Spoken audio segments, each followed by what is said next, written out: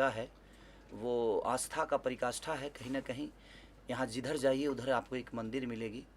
तो हमारे लिए बड़ा, हम जब भी निकलते हैं तो कम से कम 10 मंदिर सामने होती है और भगवान का दर्शन करते हुए निकलते हैं।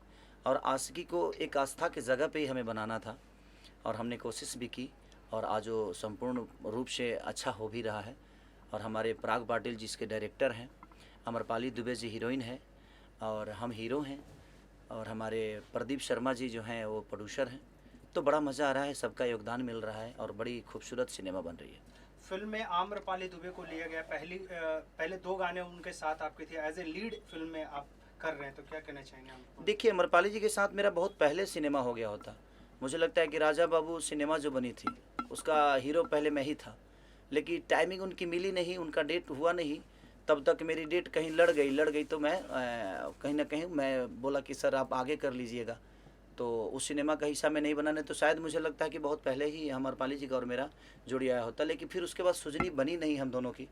तो ये होता है ना कि समय से पहले भाग्य से ज़्यादा किसी को कुछ नहीं मिलता है।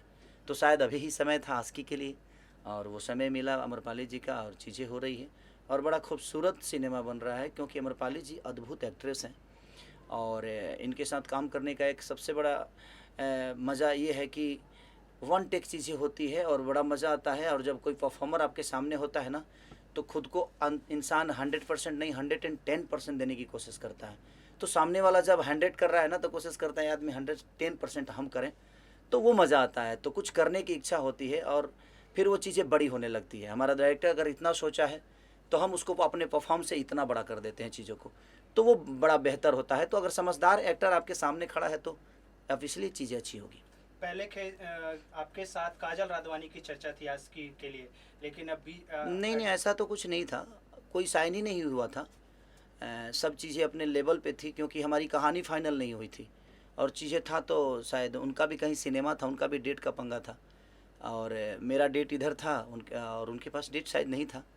तो फिर हम लोगों ने अमरपाली जी को साइन किया, शायद हमारे प्रोड्यूसर का जो इच्छा था और डायरेक्टर का भी इच्छा था कि एक हमें जो करेक्टर है उसमें एक छोट जाति का करेक्टर है और उसमें फिट बैठना भी चाहिए। सिनेमा के हिसाब से करेक्टर होता है तो शायद चीज़ें वो लोगों को अच्छी लगती है और ये बेहतर सिनेमा होगा। आज की किस प्रकार की फिल्म होगी? देखिए, कहीं ना कहीं एक जातिवाद जो सबको घेर के रखा है और वो चीज़ें जब सिनेमा आएगी तो हम बताएंगे रंजन भी आपको, क्योंकि वो एक अलग लेवल का आस्की है। आस्की दीवानगी ऐसी है, मुझे लगता है कि ऐसी दीवानगी किसी आस्की में आपको नहीं मिली होगी। जो जितने भी हिंदी में आस्की बनी है उस सारे आशिकी से ऊपर ये सिनेमा है, क्योंकि प्यार का मतलब ये नहीं कि किसी लड़की के लिए हम जान दे दें और जान ले लें। प्यार का मतलब ये होता है कि एक समाज को भी आईना मिले और उस प्यार के बदौलत सिर्फ उसी को नहीं सबको सम्मान मिले। तो ये एक सिनेमा है कि समाज को भी एक सम्मान की तरफ ये सिनेमा लेकर जाएगा और एक अपने जिससे वो प्यार करता है उसको भी लेकर जाएगा। अच्छा खेसारी जी, एक बात बताइए कि भोजपुरी फिल्मों के इस दौर में 20 साल, तकरीबन 20 साल हो गए, लेकिन वो आज तक स्थापित नहीं हो पाया। जैसे साउथ की इंडस्ट्री स्थापित है, बंगाल की इंडस्ट्री स्थापित है, आज मराठी फिल्मों की स्थापित हो गई। तो क्या कारण है कि हम लोगों की इंडस्ट्री स्थापित नहीं हो पा रही है? सबसे बड़ी चीज़ जानते हैं क्या है? उसमें कोई दोषी नहीं है और सब दोषी हैं। हमारे कहने का मतलब कि हमारी संख्या तो ज़्यादा है बट हम रिस्क लेना नहीं चाहते। हमारे पास मल्टीप्लेक्स नहीं है, हमारे सिनेमा को बढ़ावा नहीं मिलता है। दूसरी चीज़ कि हम अच्छी कहानियों पे काम नहीं करते। ऐसा नहीं है रंजन भैया, आप देखिएगा हमारी कई सारी मूवियाँ आई है, मेहंदी लगा के रखना, संघर्ष, आपके बागी, मैंने बहुत ऐसी सारी चीज़, साजन चले ससुराल, जान तेरे नाम, मैंने लहू के दो रंग से लेकर मैंने जितनी भी कई सारी फिल्में कुल्ली। तो जब कहानी पे काम होती है तो हमारी ऑडियंस हमें वो मोहब्बत देती है, बट हमें सिर्फ काम ही करना है, हमें कहानी पे वर्क नहीं करना है तो फिर कोई मतलब नहीं है। हमारा एक जगह जो है वो मुझे लगता है कि साउथ से भी ऊपर होनी चाहिए, लेकिन आज इंडस्ट्री साउथ ऊपर इसलिए है क्योंकि वो 100 करोड़ लगाना जानते हैं।